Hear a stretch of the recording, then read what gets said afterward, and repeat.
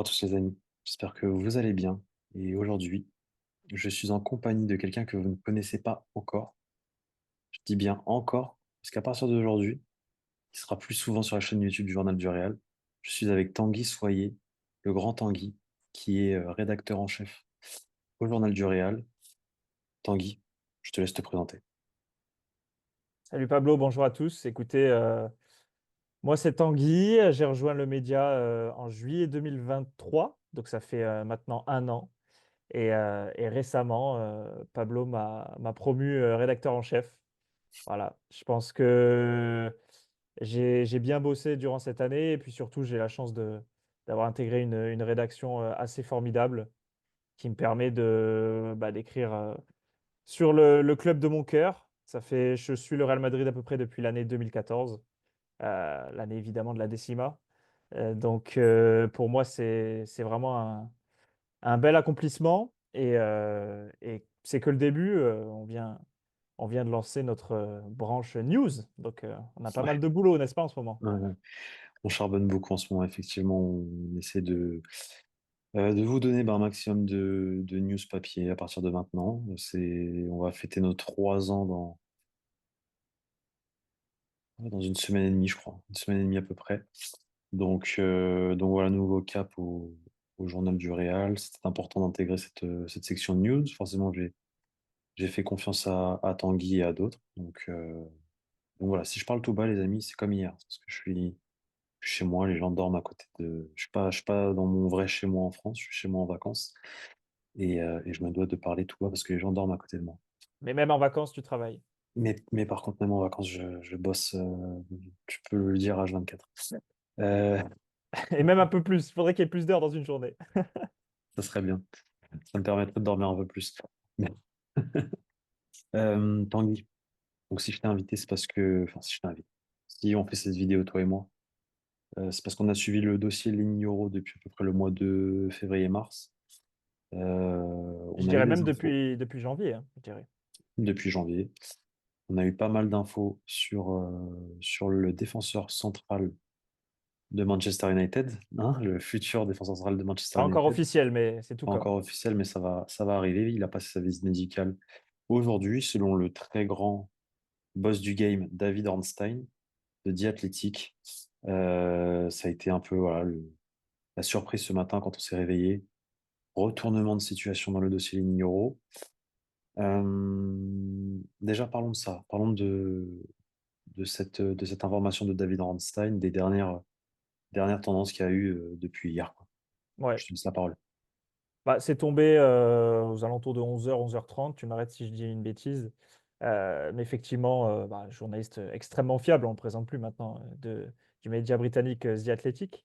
Une information selon laquelle Lenny Yoro avait très clairement choisi Manchester United. Il avait prévu de se rendre à Manchester dans le courant de la matinée. Il y avait un jet privé de prévu et ça a fait l'effet d'un coup de tonnerre, hein, on peut le dire, dans le microcosme footballistique. Après, je vais pas mentir à tout le monde. On le sentait quand même un petit peu venir dans la mesure où Manchester United faisait le forcing depuis une grosse semaine, on va dire 10 jours, pour s'attacher les services du défenseur lillois, qui bientôt, évidemment, appartiendra à Manchester United. Mais on peut dire que pour le Real Madrid, ça faisait très clairement pas partie du plan de passer à côté de Lenny Yoro. Peut-être qu'on en parlera dans cette vidéo ou dans une autre, mais le club ne jurait entre guillemets que par lui. C'était le plan A et le seul plan qui existait. Certains évoquaient même un talent générationnel. Je ne sais pas si on peut dire ça, mais donc c'était lui l'élu, très clairement, et il ne jouera pas au Real Madrid la saison prochaine. C'est, c'est comme ça. Il y a eu énormément évidemment, d'intérêt de la part du joueur. On en reparlera dans cette vidéo, mais de venir. Il a poussé, poussé, mais devant sa situation contractuelle et le fait que le LOSC nécessite pas mal d'argent parce que les caisses du club lillois sont assez vides, il a été obligé de céder aux avances de Manchester United et on parle quand même d'une indemnité de près de 70 millions d'euros, tous les bonus inclus. Donc, une offre sur laquelle, très clairement, le Real ne pouvait pas s'aligner du tout. Parce que le Real pouvait s'aligner, mais n'a pas voulu s'aligner. C'est deux choses différentes. Parce que pouvoir, ils peuvent, mais vouloir, c'est autre chose. C'est la politique du Real Madrid. Le Real Madrid te dit, si tu veux venir, en tout cas quand le Real Madrid veut un joueur, si tu veux venir, la porte sera ouverte, mais ça sera à nos conditions. Euh, Tu disais que tu étais plus trop confiant ces dernières heures par rapport à ce qui se disait dans les confrères, différents médias, soit français, anglais ou autres. Mais moi, personnellement, je restais confiant. Je restais confiant parce que j'avais foi euh, en cet accord de principe entre le Real Madrid et le joueur. Parce que généralement, ça fonctionne. Généralement, ça fonctionne. Euh, Effectivement, on l'a informé ces dernières semaines, mois. Il y a eu au départ un accord verbal, un gros travail fait par Johnny Calafat tout au long de ces derniers mois, quoi. Comme d'habitude, en fait, Johnny Calafat, voilà, voyage, voir le joueur, voir l'entourage, la famille, discuter, présenter le projet, etc. Ça avait convaincu le joueur. Le joueur voulait venir. Le joueur voulait venir, faut le dire. C'était une volonté de Ligno de venir au Real Madrid. Euh, et ça a débouché ensuite à un accord de principe au mois de juin. Et c'est pourquoi, moi, personnellement, j'étais encore confiant, même quand Manchester United faisait le pressing, parce que je me disais, si le garçon tient bon et qu'il ne flanche pas face à pouvoir de l'argent, face à des potentielles pressions des agents, le jeu d'agents, dans le football, on connaît, c'est toujours pareil, et face à un potentiel entourage familier qui peut aussi bah, flancher parce que bah, il voit du coup un club qui fait le forcing pour son gosse, pour son enfant, à fond et qui le veut vraiment, il a sûrement parlé déjà avec Ten Hag, etc. Il a vendu le projet et tout.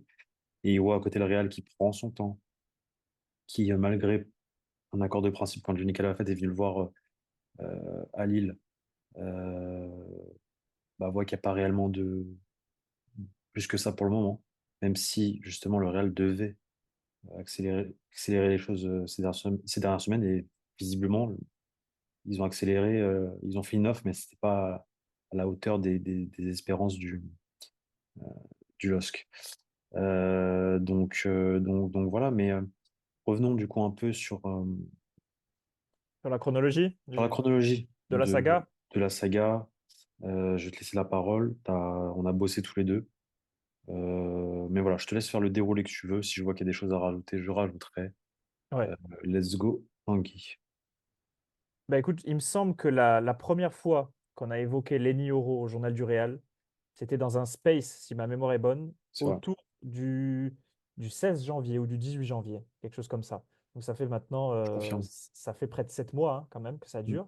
Donc c'est une saga qui a duré. Après, il faut pas se le cacher aussi, le Real Madrid s'est intéressé à Lenny Yoro depuis plus longtemps que ça. C'est juste que ça a commencé à fuiter dans les médias à partir du mois de janvier. On a parlé d'un intérêt plus ou moins prononcé du Real Madrid pour les défenseurs français. De toute manière, ça se sentait aussi que Nacho Fernandez allait soit voir ailleurs, soit prendre sa retraite à l'issue de cette saison-là. Donc il fallait aussi anticiper. Et tu as parlé de Ronny Calafad et de sa méthode maintenant assez mythique de prendre le temps avec les entourages, de bien présenter le projet, etc. Mais le Real Madrid anticipe sans arrêt. Anticipe sans arrêt. Il y a la planification sportive avec José Ángel Sánchez aux manettes. Mais on sait que ce poste de défenseur central est éminemment stratégique et que le Real Madrid a besoin de quatre défenseurs centraux aptes et qualitatifs. Ensuite, moi, par une source proche du joueur, j'ai pu avoir une information durant le mois de février, selon laquelle l'entourage de Lenioro était assez divisé par rapport à l'avenir, par rapport à son avenir. Il y avait certains membres de sa garde rapprochée qui étaient plutôt pour un départ au Paris Saint-Germain, parce qu'il faut le dire, durant toute cette saga, il n'y avait pas que deux clubs intéressés, et tu peux le confirmer, Pablo, il y avait le Je Bayern confirme. Munich, il y avait le Exactement. PSG, il y avait Liverpool, il y avait évidemment le Real Manchester Madrid United. et Manchester United, tout à fait. Et donc, je le disais, certains membres de son clan plaidaient plutôt en faveur d'un départ au Paris Saint-Germain pour différentes raisons affectives, commerciales, etc. Et d'autres membres de son clan privilégiait plutôt un départ vers la capitale espagnole, parce que malgré, et ça il faut le rappeler, tu as parlé d'un gosse, mais c'est véritablement un gosse, il n'a que 18 ans, il n'a qu'une seule saison en pro, donc ça reste quand même un enfant quasiment aux yeux du foot. bien sûr. Heu et hem et donc voilà, son entourage était assez divisé sur son avenir. Le joueur, lui, a longtemps pesé le pour et le contre par rapport aux différentes destinations et selon nos informations, donc il y a le mois de mars qui est passé et selon nos infos, dans la première moitié du mois d'avril, le joueur a pris une décision. C'était d'aller au Real Madrid. Et de ce qu'on sait nous, c'était une décision ferme et plus ou moins définitive. En tout cas, dans sa tête, tout était clair. Il privilégiait la Casablanca. À partir de ce moment-là, les choses se sont mis en ordre de marche. Le Real Madrid a commencé son travail de lobbying à travers notamment Ronny Calafat qui a voyagé, de nombreuses fois à Lille, sans doute, pour rencontrer, l'entourage du joueur, et cetera, lui présenter le projet et surtout dire à Lenny Yoro et à sa famille qu'il allait avoir un rôle assez important dès la saison prochaine au Real, compte tenu de l'effectif madrilène et du fait que, à la fois, personne ne compte entre guillemets, sur Jesus Valero la saison prochaine à Valdebebas, mais surtout David Alaba, il y a beaucoup d'interrogations par rapport à son retour, de blessure, je rappelle qu'il s'est rompu le ligament croisé. Donc, Lenny Yoro avait pris cette décision au mois d'avril. Les choses se sont ensuite, peu à peu accélérées entre, le club et le joueur. Tout ça pour aboutir à un accord de principe, donc plus qu'un accord verbal, un accord, de principe contractuel, entre Lenny Yoro et le Real Madrid, selon nos informations autour du 22 juin, si ma mémoire est bonne. J'ai pas la date exacte, mais c'était fin juin. Mais j'ai pas la date exacte. Mais oui, c'est dans ces alentours-là. Donc le joueur était parfaitement d'accord sur les conditions de son arrivée au Real Madrid. Il restait peut-être, quelques détails à finaliser, mais en tout cas, le gros du travail Le était gros du fait, travail avait été fait, tout à exactement. fait. Mais il restait le Donc, plus important, Pablo. voilà, Qu'est-ce qui exactement. restait? L'accord entre le Real Madrid et le LOSC. Qui n'a jamais eu lieu. On a sorti différents papiers, sur notre site internet disant que les pourparlers, étaient avancés. Puis on était quand même proche, autour de la fin juin, début juillet, d'un accord total entre le Real Madrid et le LOSC, Non, c'était autour. même, c'était la semaine dernière. C'était la semaine dernière, pardon. Donc Oui, c'était, parce qu'on se perd un peu dans les dates, mais c'était la semaine dernière. Donc c'était première semaine de juillet, ou attendez, je vais te dire exactement. Deuxième semaine de juillet. Deuxième c'est ça. semaine de juillet. En fait, juste avant le potentiel transfert de Kylian Mbappé pour justement euh, entamer la pré-saison qui a commencé le lundi. Le Real Madrid aurait aimé, dans l'idéal, avoir les Niro pour ce lundi. En tout cas, c'est ce que l'entourage du club laissait sous-entendre. Euh, Ça n'a pas été possible. Il y a eu un acteur qui est rentré dans la danse à la dernière minute, qui a fait le forcing, qui a gagné la bataille. Une bataille féroce, remportée grâce à l'argent, grâce aux commissions des agents, grâce à... On va pas tout dévoiler, mais voilà, c'est le monde du football, c'est le monde du mercato. Un jour on te dit oui, le lendemain on te dit non, parce que bah, l'argent. Je suppose que, attention, euh, jamais on critiquera qu'un entourage familier et qu'un joueur euh, décide de partir dans tel ou tel club pour cette raison-là. C'est arrivé dans le passé, ça arrivera dans le futur, c'est arrivé maintenant. Ce qu'on peut critiquer par contre, c'est les intérêts autour, satellites, jeu des agents. Ça, c'est autre chose encore. Et Mais voilà, notamment le rôle joué par, Jorge Mendes. exactement, par Jorge Mendes, qui a encore une fois joué un mauvais tour visiblement au Real Madrid. C'est son travail aussi, lui, il défend les intérêts de son client. Il avait plus d'argent à gagner à Manchester United. Il a sûrement forcé la main aussi à la famille, je pense principalement avant de retourner le cerveau aux joueurs. Parce que de ce qu'on sait, c'est que le joueur, jusqu'à la dernière minute, il voulait encore le Real, quoi. Et pas dire qu'on lui a forcé, on l'a forcé, mais voilà. À partir du moment où Jorge Mendes il avait dans la poche l'entourage familier, c'était plus facile de convaincre le gosse. Et surtout, ce qui a tout changé, faut le dire aux gens qui nous écoutent, c'est l'offre de Manchester United. Sans cette offre, je pense personnellement, c'est un avis personnel, qu'il aurait atterri à Madrid, parce que, et nous on le disait, hein, à travers nos différentes informations pendant ces 6 derniers mois, Jorge Mendes n'était pas un obstacle à l'arrivée de Non, l'Inioro au Real Madrid. exactement. On sait que, et tu peux le confirmer, qu'il n'est pas forcément en odeur de sainteté au Real, surtout. Il y a des gens qui ne l'apprécient pas tant que ça depuis un certain épisode de Cristiano Ronaldo, et il y en a d'autres qui gardent une relation correcte avec lui parce que le Real Madrid se doit d'être diplomate et a toujours des intérêts à être en bonne relation avec Jorge Mendes. C'est la plus grosse agence de joueurs dans le monde du football. Donc forcément, tu es obligé d'être en accord avec lui et de garder un bon relationnel. Maintenant, depuis Cristiano Ronaldo, c'est différent. C'est pas comme avant, ça c'est sûr. C'est pas comme avant Cristiano. C'est sûr, c'est sûr. Ce qu'il faut dire aussi et préciser, c'est que le Real Madrid n'aurait jamais mis plus de, et ça ce sont aussi nos informations, plus de 45 millions d'euros Avec bonus, bonus. bonus compris, bien sûr, dans cette opération. On l'a dit pour différentes raisons, parce que le joueur n'a qu'une saison en pro dans les jambes, parce que le contrat de Euro expirait le 30 juin 2025, et parce que ce n'est véritablement pas la politique de Real Madrid de mettre autant d'argent sur un joueur aussi jeune qui a encore tout à prouver. C'est certainement un très grand potentiel. D'ailleurs, on lui souhaite le meilleur à Manchester United, il n'y a aucun problème là-dessus. Mais face, face à l'âge de ce joueur et surtout vis-à-vis de sa situation contractuelle, en tout cas, le Real ne voulait pas mettre autant d'argent et s'aligner sur cette offre qui est arrivée au début du mois de juillet ou peut-être vers le 10 juillet de Manchester United. On parlait au début d'un package autour de 60 millions d'euros. Il semblerait que ce soit encore au-dessus, 70 millions, d'après les dernières informations. Une Donc folie. Une folie. c'est C'est une une montagne folie. d'argent. C'est une C'est une folie. montagne d'argent et ça illustre encore une fois combien le marché des transferts est quelque peu déréglé, Quelque peu ou énormément. ou énormément.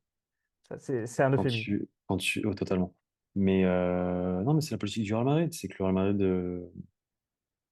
ne veut pas jouer à ces règles-là. Euh, le Real Madrid lutte depuis plusieurs années contre ça, contre les clubs États, contre les clubs qui ont des moyens surdimensionnés par rapport au reste. Euh, c'est de là que naît l'idée de Super League. Euh, c'est pour ça que le Real Madrid crée son nouveau stade pour essayer de lutter contre tout ça et essayer de gagner de l'argent autrement que par l'aide d'un État.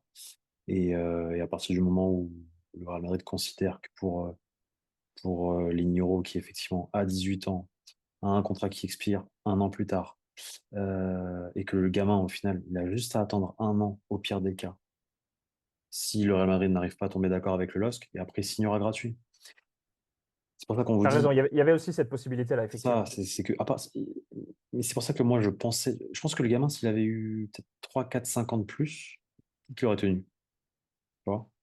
Il aurait eu peut-être qu'il aurait été moins patient, moins. Après, ce que lui, comment dire, n'a pas été embrigadé par son entourage, très certainement. Parce que je le répète, de ce qu'on sait, c'est que jusqu'au bout, lui, il voulait aller au Real Madrid, et le Real Madrid faisait confiance sur cet accord de principe avec le joueur. Euh, Maintenant, voilà, c'est le monde du football, c'est l'argent, c'est C'est la dure loi du mercato. exactement, c'est C'est la la dure dure loi loi du du moment. mercato, alors que, justement, comme je vous disais au début de l'année 2024, son entourage était divisé. Son entourage a fini par évoluer et tout le monde autour de lui Exactement. pensait que le Real Madrid, finalement, était la destination parfaite pour leurs joueurs, malgré le fait que ce soit le plus grand club du monde et que ça peut être un peu intimidant aussi pour un défenseur de 18 ans d'arriver au Real, mais son entourage, peu à peu, s'était mis d'accord et finalement, il y a cette offre, de Manchester United qui est arrivée sur la table des dirigeants lillois qui l'ont quasi immédiatement accepté. En tout bien cas, sûr. ils voulaient évidemment, engendrer le maximum d'argent et heu et finalement, son entourage, sur la dernière ligne droite, s'est de nouveau fissuré et a plutôt plaidé pour, un départ, outre-Manche. Exactement. Moi, les amis, vous avez le topo du dossier Lenny. Est-ce que Tanguy, tu as quelque chose d'autre à ajouter par rapport à tout ça? Je pense qu'on a fait plus de 20 minutes de vidéo, donc je pense qu'il y a assez de contenu pour tout le monde. Je sais pas, dis-moi, tu as autre chose à rajouter ou tout est OK? Bah, peut-être ajouter que le fait que le Real n'a pas vraiment prévu de plan B et que pour l'instant, tout indique qu'on se dirige vers un statu quo au niveau de l'effectif. Il y aura pas de à un moment donné, on évoquait un intérêt pour, Calafiori, d'autres noms aussi sont sortis dans la presse, mais, a priori, on se dirige vers un maintien de l'effectif, heu, en tant que tel et bon, Le on Real, le verra. Real, le Real Madrid ne va pas faire d'achat compulsif. Le Real Madrid ne fait plus d'achat compulsif. Le Real Madrid fait confiance aux joueurs de l'effectif et si à terme il y a des galères, euh, ils feront en sorte d'aller voir ailleurs dans l'effectif pour combler, combler les absences. Exemple, je sais pas moi, si demain tel ou tel défenseur se blesse, bah, ils referont descendre d'un cran Aurélien Tchouaméni, ou ils réaxeront Ferland Mendy, par exemple. Ce sont des possibilités tactiques que Carlo Ancelotti peut envisager à terme. Donc, je pense Ou que Ancelotti ira chercher une solution maison avec un défenseur du Castilla peut-être. ça, j'y crois un peu moins. Connaissant Carlo, c'est possible, mais j'y crois un peu moins quoi, concernant Carlo, à part si vraiment le jeune, c'est un crack. Euh, Maintenant, euh, je sais plus ce que je voulais dire, mais bref, voilà. En gros, c'est que le Real Madrid ne fait pas d'achat compulsif. C'est pas la politique du club.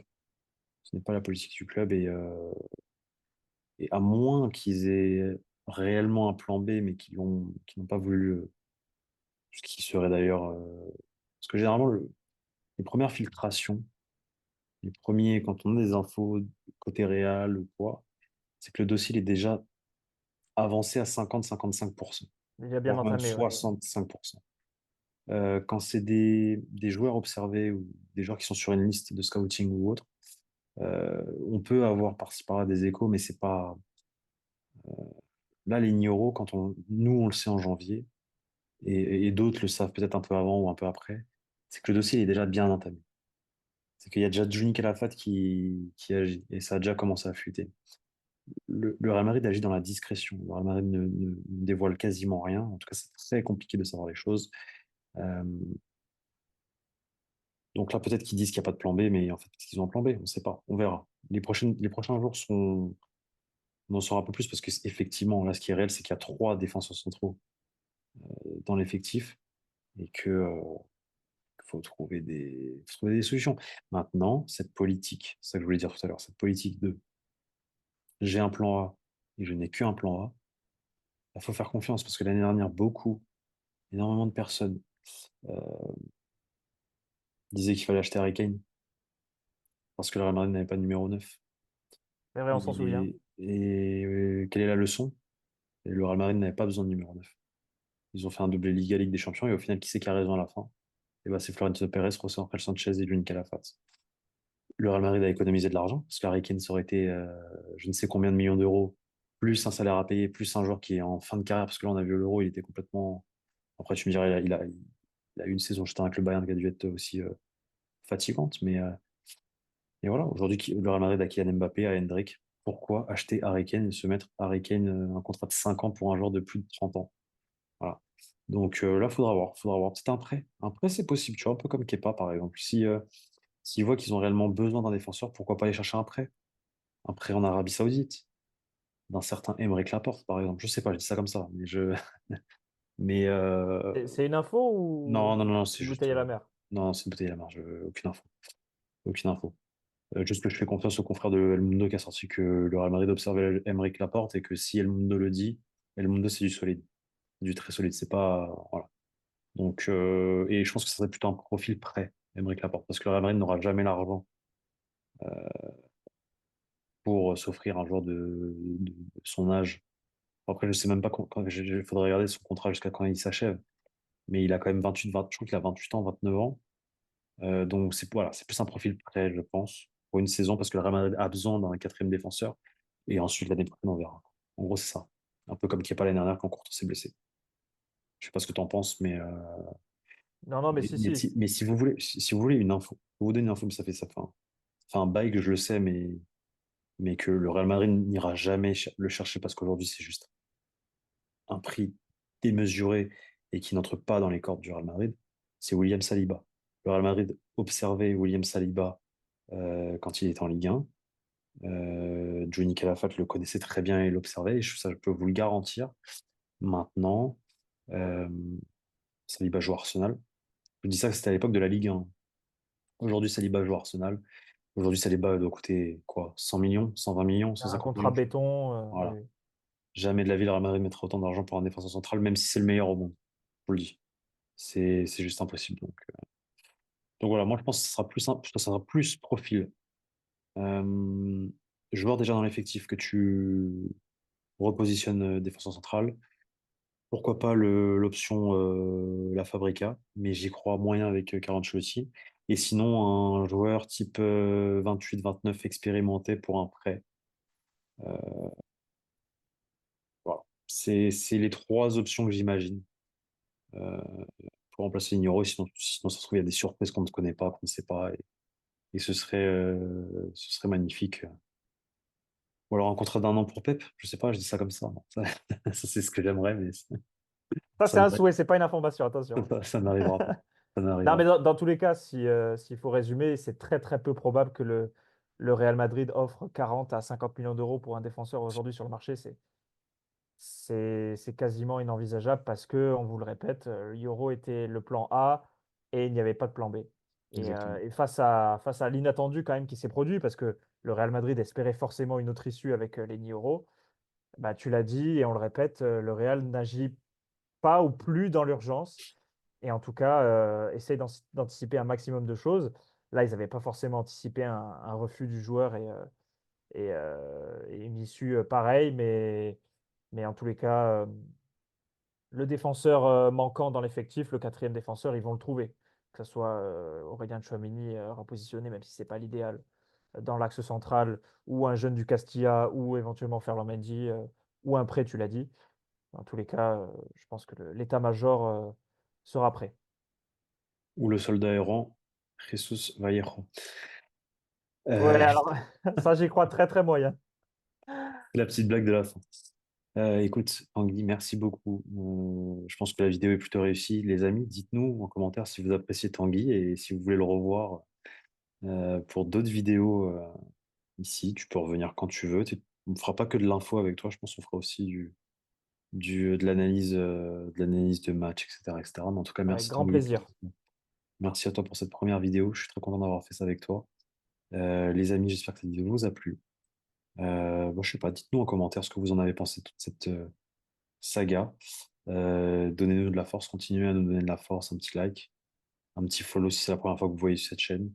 Et du coup, bah, je vous dis à très bientôt pour de nouvelles vidéos sur la chaîne YouTube du Journal du Réal, avec Tanguy ou pas. L'équipe est large, l'équipe est grande. Et elle Euh, s'agrandit de plus en plus. Elle s'agrandit de plus en plus. Merci Tanguy et à bientôt les amis. Ciao. Ciao les gars.